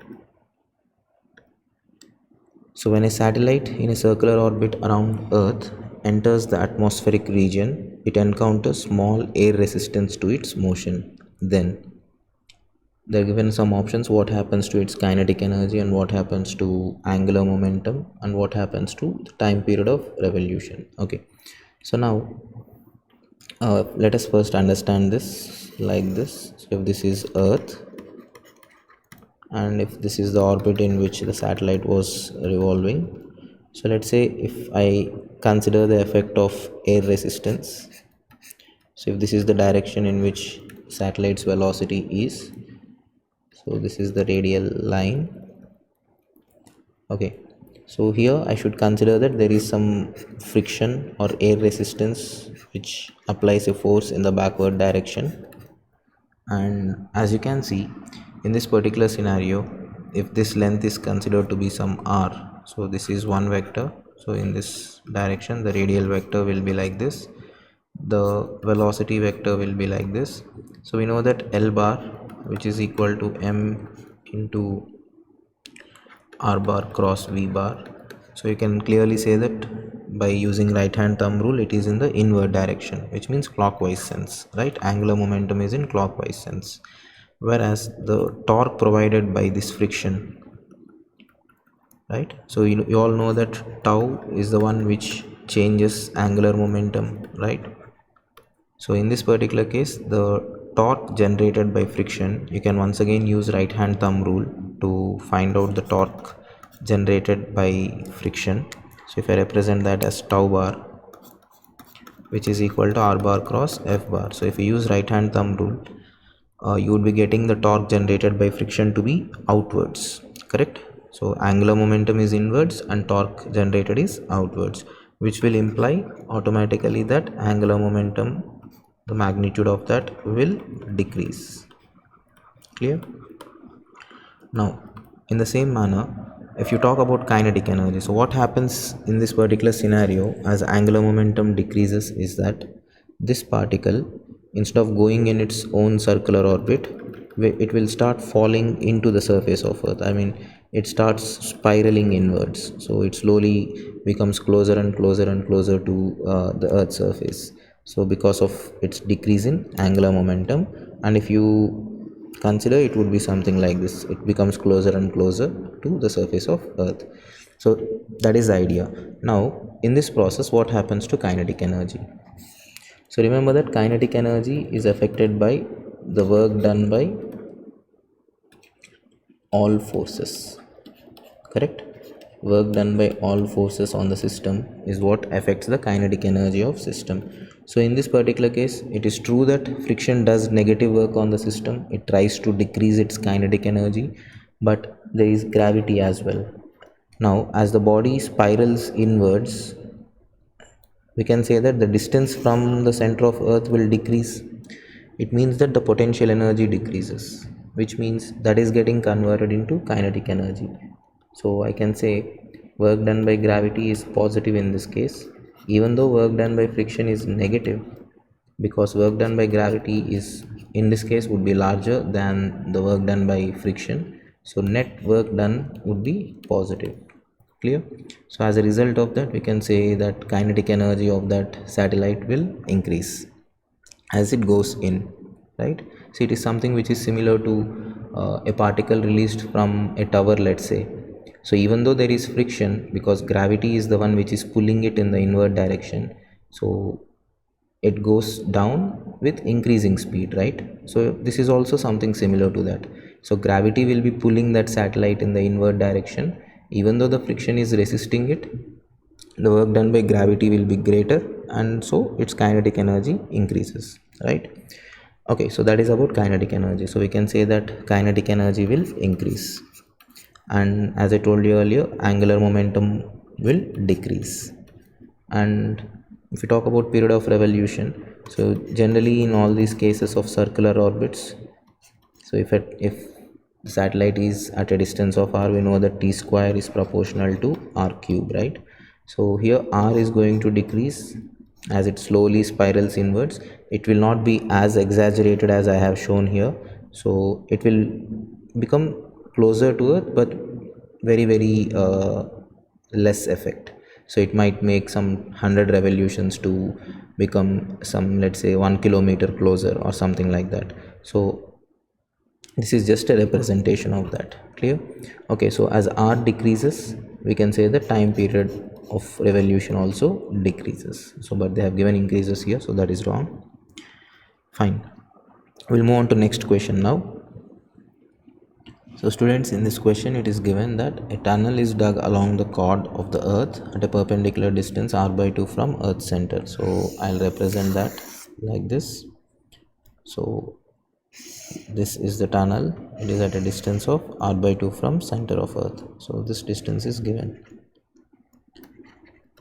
Okay, now the wall of the tunnel may be assumed to be frictionless. Okay, a particle is released from one end of the tunnel.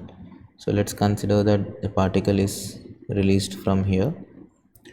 The pressing force by the particle on the wall and the acceleration of the particle varies with x. So this pressing force that they have mentioned is nothing but normal reaction. So normal reaction from the walls of tunnel. Okay, so we need to find out how that normal reaction is varying as well as how the acceleration is varying. So when it is at some intermediate position, so let's say it is somewhere over here at a distance of x from center. So that is what they have given in the question. So when it is at a distance of x from the center, so we know this length, we know this as x, and let us consider this opposite to this angle as L. Okay, so this is how it is. Now before we analyze this, let me remind you of one previous concept which we discussed in gravitation, that if I have a solid sphere like this at a point which is at a distance of r, we can say that the gravitational field at that position can be understood as gmr by r cube, correct? So which means this mass which is present over here will be experiencing a field in this direction. As a result of that, it experiences a force, and that force can be written as mass of this body, which is m, into the field at that position. So that becomes gmm. It is at a distance of x, so the value of r is x, so x by r cube. So that would be the force which it experiences, correct? Okay, now using this force, let us calculate what is the normal reaction and what is the acceleration of the particle. I'll do that in the next page. Okay, so here, so let us draw earth once again. So let's say this is earth, and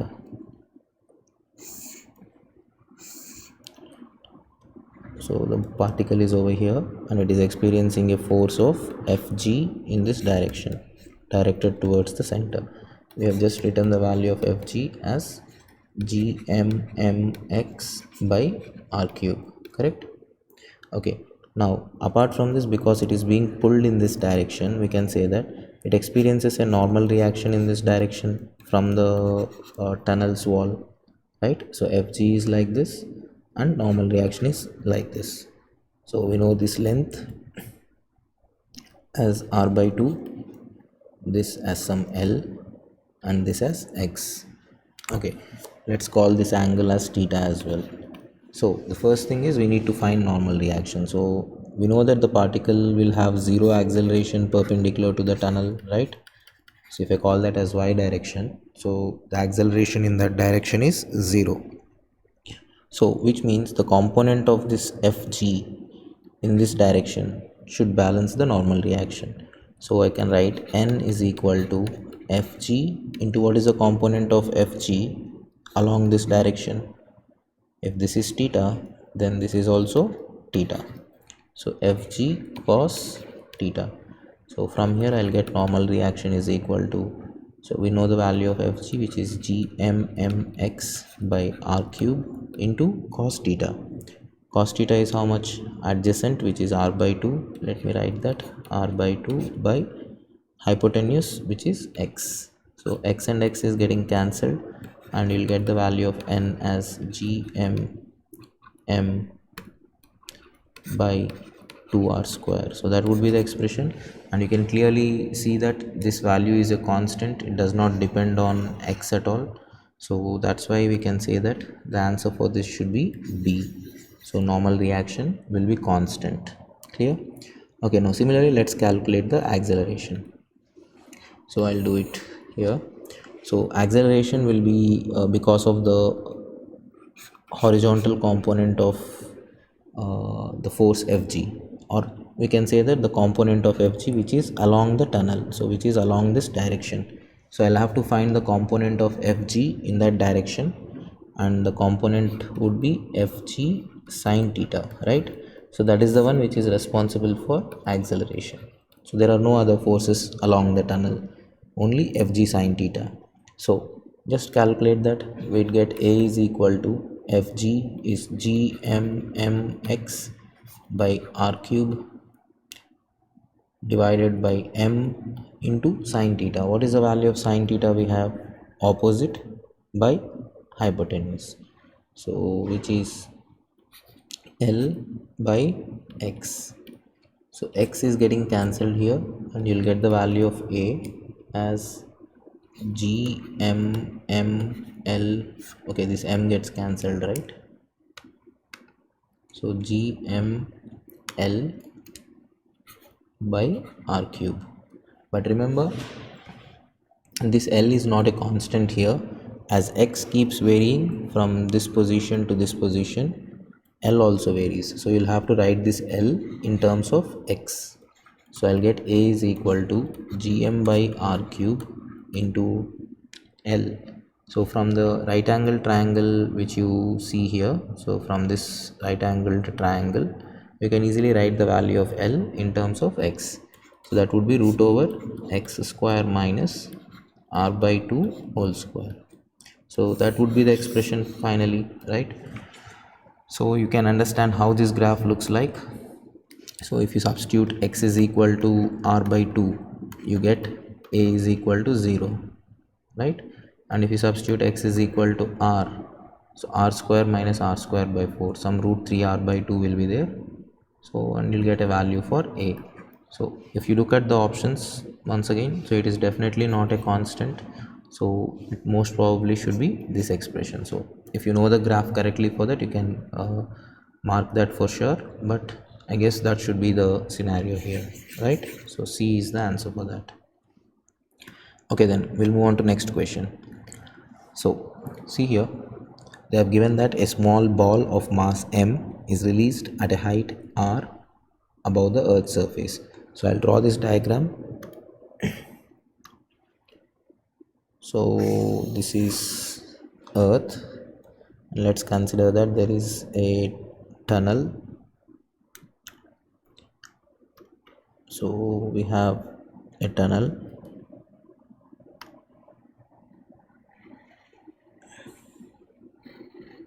Okay, so inside this tunnel there is a spring, and there is a mass m which is released from this position. So this value is given as r. Clear? And they have given that if the maximum depth of the ball to which it goes is r by 2, so if it is released from here, the ball goes up to here. So it has traveled up to here. So let me draw that again. Okay, so it has traveled up to here, so which means the spring gets compressed, right? So this is the extreme position. The block just comes to rest here. The spring will be in its maximum compression state, and then the block might move up once again. So they have given that this length is r by 2. So that is r by 2, right? So this is where the mass is. Okay, so now what are they saying? The groove contain an ideal spring of spring constant k and natural length r, right? The value of k is, okay, we have already used that result. So mass of earth is given as m, radius of earth is given as r. Fine. So basically what they have told is, if it is released from this initial position, it goes and strikes the spring was initially up till here, so it was having a length of r.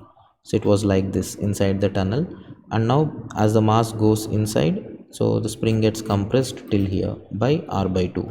Clear? So that is the basic scenario given to us. So they're asking us to find out what is the spring constant, right? So as I told you, this I'll consider as the initial position and this as the final position, and we'll just conserve energy. In this case, it is directly an application of conservation of energy. So let's do that. ui plus ki is equal to uf plus kf. So initial state, we can say that the potential energy of this earth mass system can be written as gmm by 2r, right? Why is it 2r? We have to see the distance from center of earth, correct? Okay, plus, so the spring is initially in its natural length. This is the initial state of the spring, and this is the final state of the spring, correct? So spring is initially in its natural length, so there is no spring potential energy, so 0, and there is no kinetic energy also, so that's it, just minus gmm by 2r. So that should be equal to, okay, finally by the time it reaches here, once again kinetic energy is 0, so both the kinetic energies are 0 in this case, right? So in this case, the potential energy at this final position at r is equal to capital R by 2, this corresponds to r is equal to capital R by 2, right? So there the particle and the system will have two potential energies. One is the gravitational potential energy due to interaction between this mass and this mass, right? And the other one would be the spring potential energy. So because spring is compressed by this much length, so there is some spring potential energy also stored. So first let's talk about this potential energy, which can be found out by first knowing the potential of earth at that point. So we can write that by using this formula, minus gm by 2r cube into 3r square minus r square, small r square, where small r in this case is capital R by 2 whole square.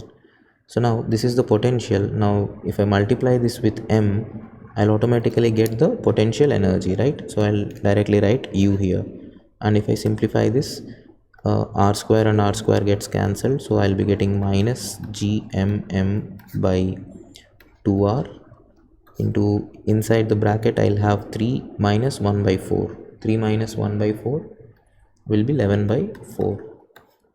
So that is the expression which we get. So minus 11 gmm by 8. Clear? Plus there is also spring potential energy because of compression of r by 2. So half k r by 2 whole square. So now you just simplify this. When you send this to this side, to the towards left, you would be getting 11 by 8 minus 1 by 2. So which one simplified gives you 7 by 8. gmm by r is equal to half k r square by 4. So 8 on both sides gets cancelled out, and you'll get the value of k as 7 gmm by r cube. So that should be the answer, right? Okay, then we'll move on to the next question. So the masses and radii of Earth and Moon are m1 and m2 and r1 and r2 respectively. The distance between their centers is d. The minimum velocity given to the mass m from the midpoint of line joining the center so that it will escape. So this is a simple question. They're saying that there are two masses, so m1, r1, m2 and r2. So these are separated by a distance of d,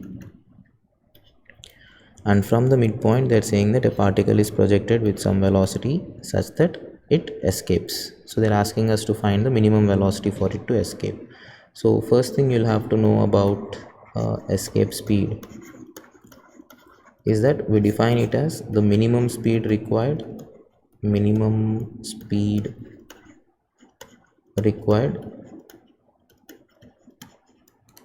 to just reach infinity. So what that means is that by the time it reaches infinity, it shouldn't have much kinetic energy. It should be close to 0. So it should be reaching infinity with the minimum possible kinetic energy. And you also know that the potential energy at infinity can be taken as 0. When the particle is at infinity, the interaction energy can be taken to be 0. So which basically means that the total energy at infinity will be 0. So we know that because energy should be conserved, the total energy initially should also be 0. So if I write that condition, so here the potential energy of interaction between m1 and m would be g m1 m divided by d by 2, and interaction between this mass and m2 would be minus g m2 m divided by d by 2.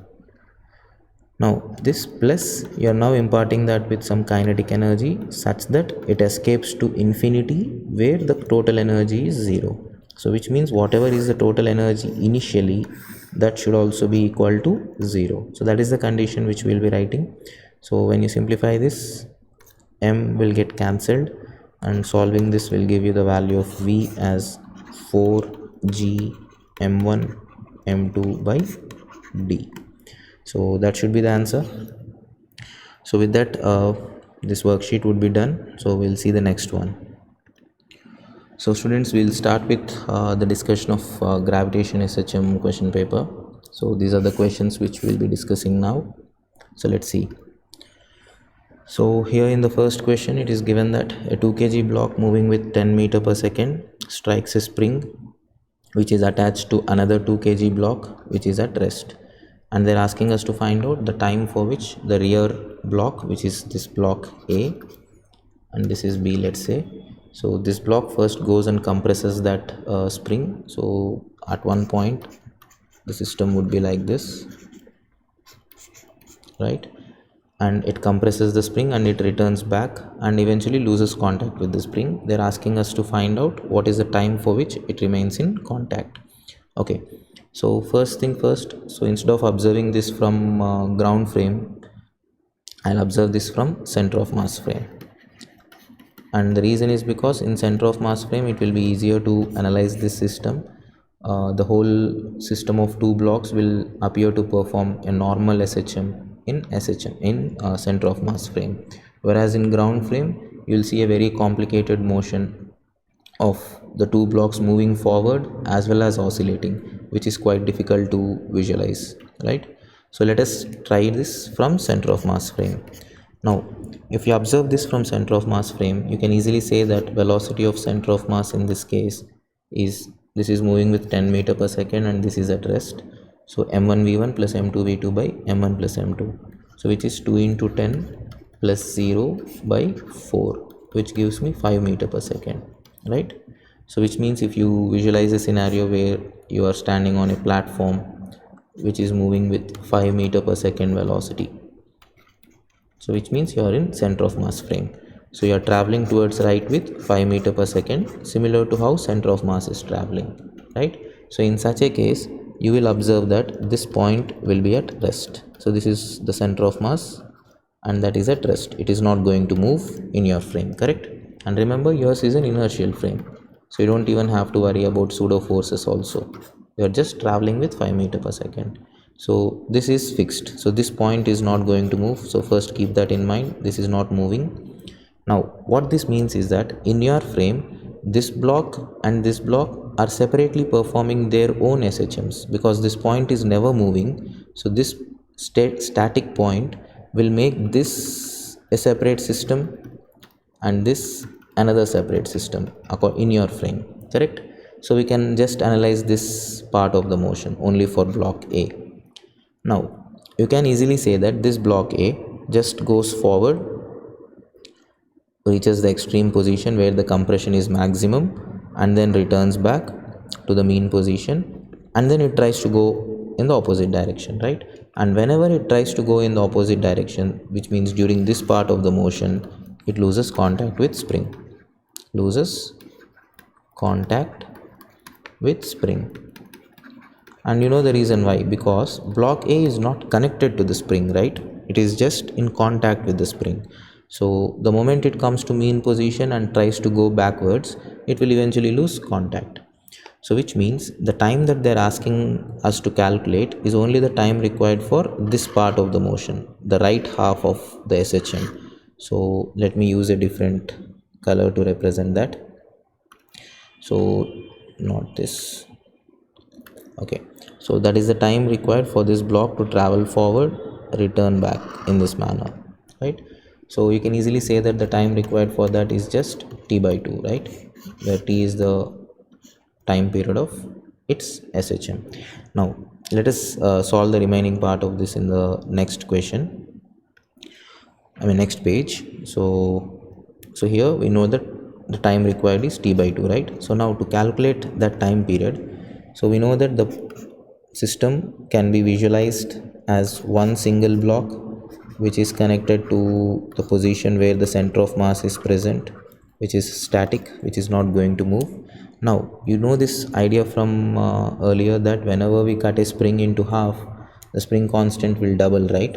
So the spring constant of this will be 2k, which is equal to 2 pi square, and the mass of this is 2 kg.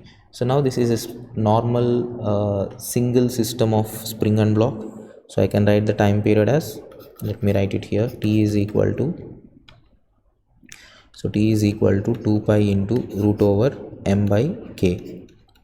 So if I substitute the values, I get 2 pi into root over, mass is 2, k is this 2k, right? So which is 2 pi square. So when I simplify this, 2 and 2 gets cancelled, and I would be getting pi and pi gets cancelled, 2 seconds, correct? Now if you look back, the time that we are looking for is t by 2, because half oscillation the block does in contact with spring, and for the remaining half it loses contact.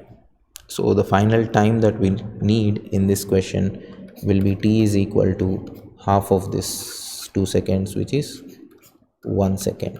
So that should be the answer. Okay, now let's see the second part of this question. So in the second part, they're asking us to find the velocity of the 2 kg block after it separates from the spring. So let's do that.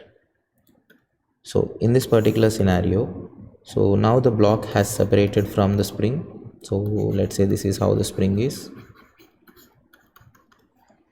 So we have earlier discussed that in this particular scenario, when I'm looking from a center of mass frame which is moving at 5 meter per second, this block actually has a velocity of 10, but when seen from a frame which is also moving with 5 towards right, the speed of this would be just 10 minus 5, right, which is 5 meter per second, correct?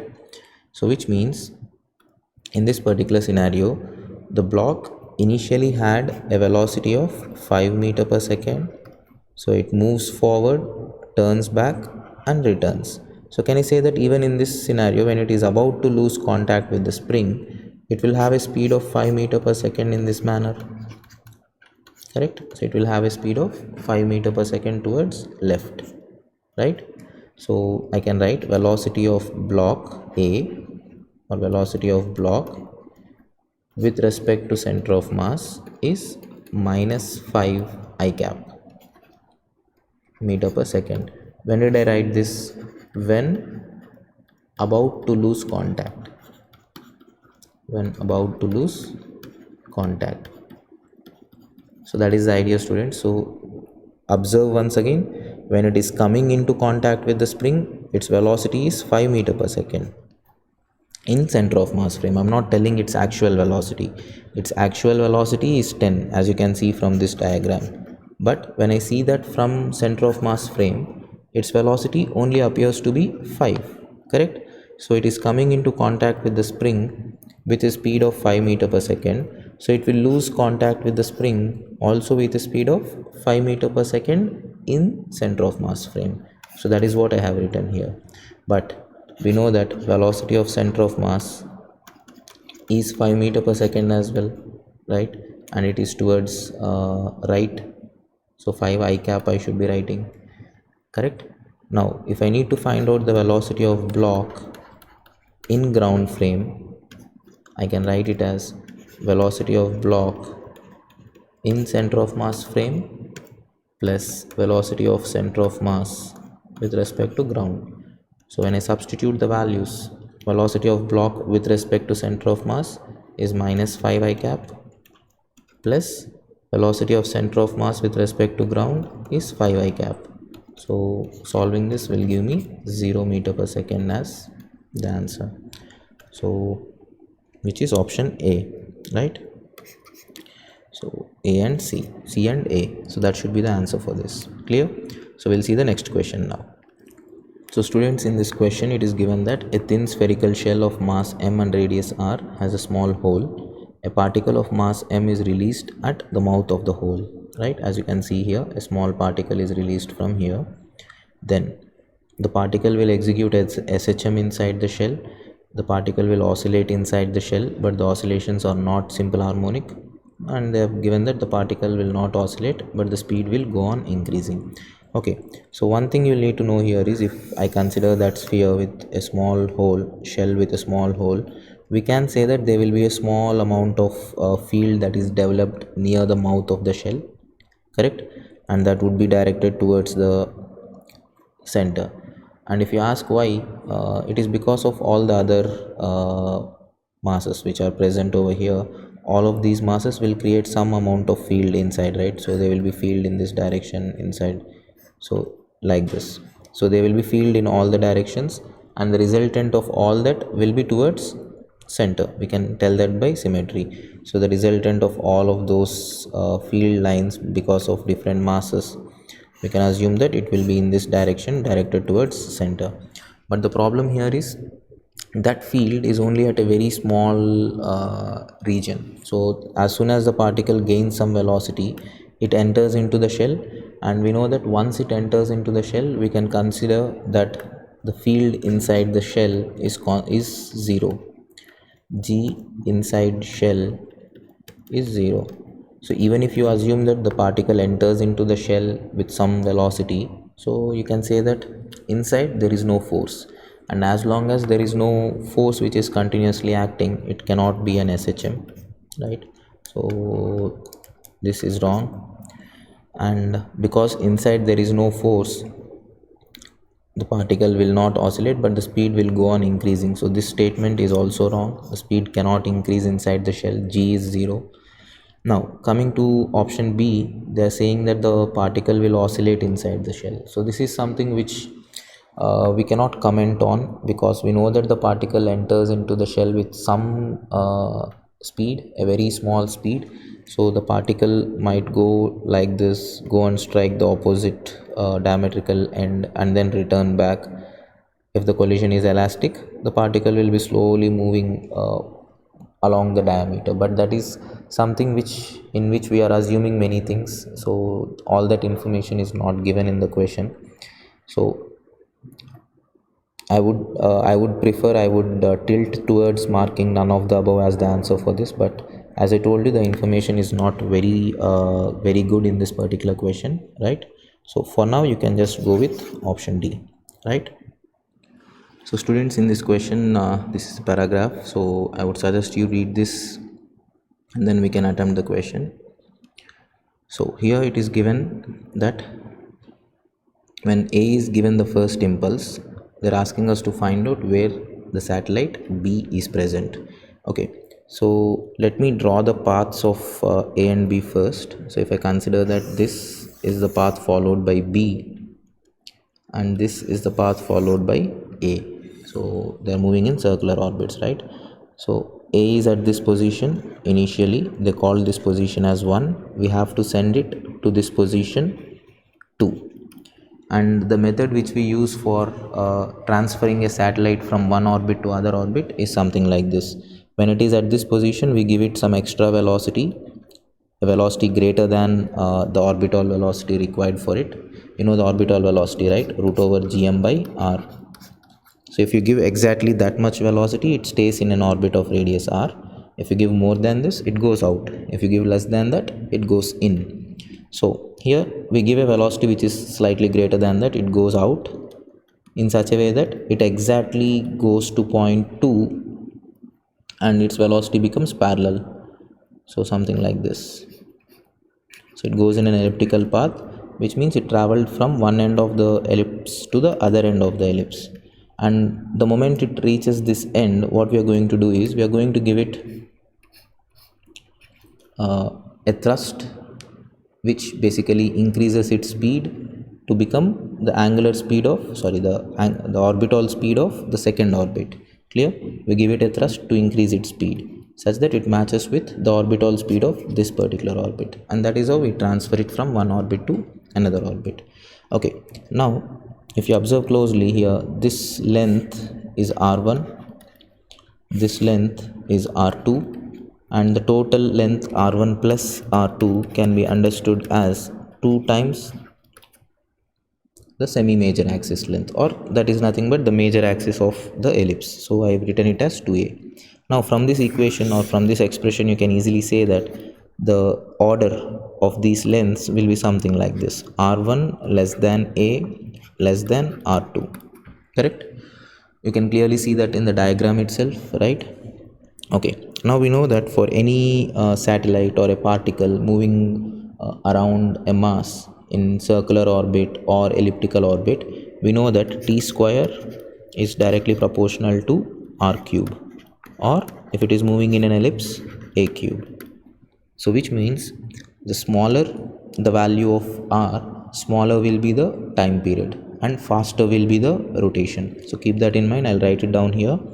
Smaller r, smaller value of, okay, let me write it clearly. So smaller value of r will imply faster revolution, right? Time period is smaller means it revolves faster. Okay, now by looking at this I can easily say that by applying this particular result and this proportionality, I can say that the time period of revolution in orbit 1, so let's call this as orbit 1 and ellipse as orbit E, and this as orbit 2, right? I can say that t1 less than te less than t2. Correct? Now what they're saying is, so a is here, when a is here they are asking where is b. Correct?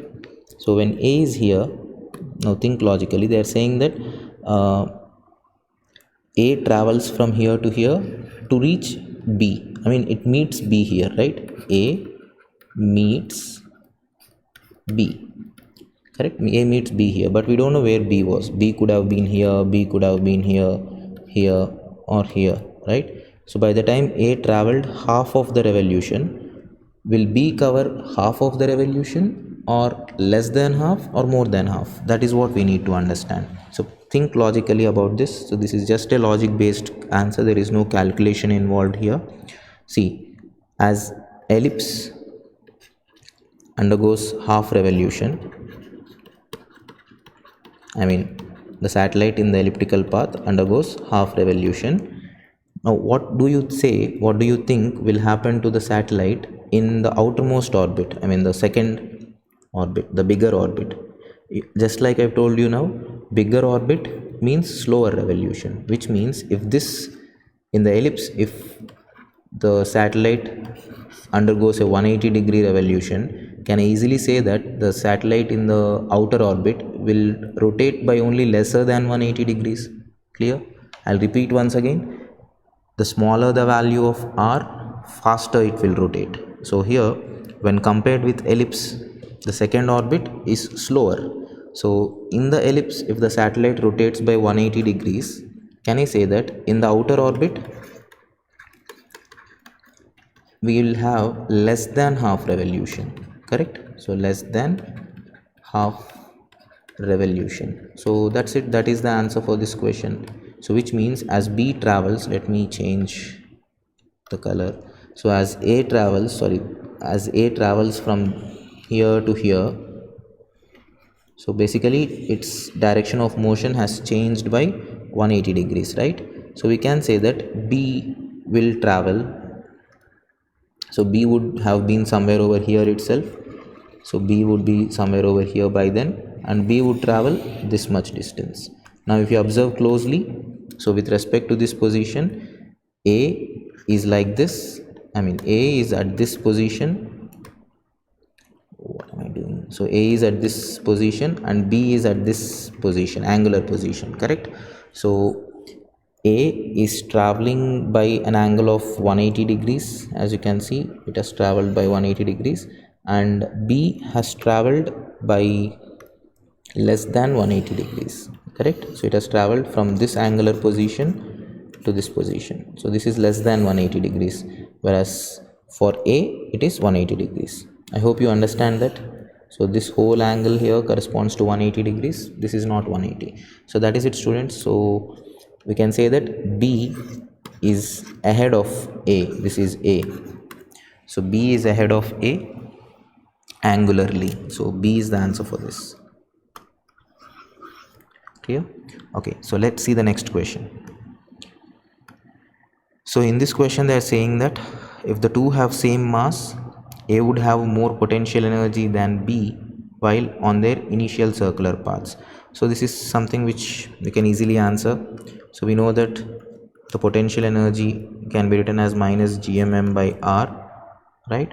So in this case for A it would be r1, potential energy of A would be r1, potential energy of B would be minus gmm by r2, correct? Now which of these two is greater? So we can say that r1 is lesser than r2, right? r1 is lesser means this value is greater than this value, the magnitude wise, correct? But because of the negative sign we can say that eventually ua becomes lesser than ub. Clear, students? So that should be the answer for that. So ua is less than ub. So what did they give here? They have given that it has more potential energy. So option A is wrong. A would have less potential energy than B while on their initial circular paths. So that should be the answer. So what is the answer? C. I'm getting B, right? A would have less more. Okay, A would have. Okay, A would have less potential energy than B while on their initial circular paths. So there is a mistake here. So B is correct for this in this scenario. Let's see the other options as well. Relative to Earth's center, angular momentum of A, relative to Earth's center, angular momentum of A when it is in the elliptical orbit would be lesser than the angular momentum of B. See, this is something which is very easy to understand if you think logically. So we know that angular momentum is mvr. Now let's say this is the elliptical path, and what are they comparing here? Angular momentum of A and B. So when A and B both are at this position, this is the position which I'll choose for comparing their angular momentum. Clear? So instead of taking A here and B here, I'm not going to do that because here it is very difficult to compare. We don't know their speeds, we don't know their distances also, correct? So but when I consider this position, so forget about this. So when I consider this position, so in that position I can say that A will have a velocity and B will have a velocity in the same direction. Both are at same distance, but I can easily tell which one has larger velocity. Out of these two here, which one has larger velocity? I can say for sure that B has larger velocity. That is the reason why it is moving outside and A is moving inside. So because A has lesser velocity, it goes in, and B has larger velocity, it is going outside A. Is that clear, everyone? So if VB is greater than VA at the same distance from center, so we can say that M is same, R is same, V is greater for B. So it will automatically mean LB is greater than LA. So C is also correct. Now option D, during the whole process, angular momentum of B would be more than the angular momentum of A. So generally, if we first compare the angular momentum of A in the circular orbit with the angular momentum of B in the circular orbit, it is very simple to compare. L is equal to mvr, right? And we know that V is basically root gm by r, root gm by r into r. So when you see this, you would be getting L is equal to m into root over gmr. So m, g, m are constant except r, right? So higher the value of r, higher will be the angular momentum.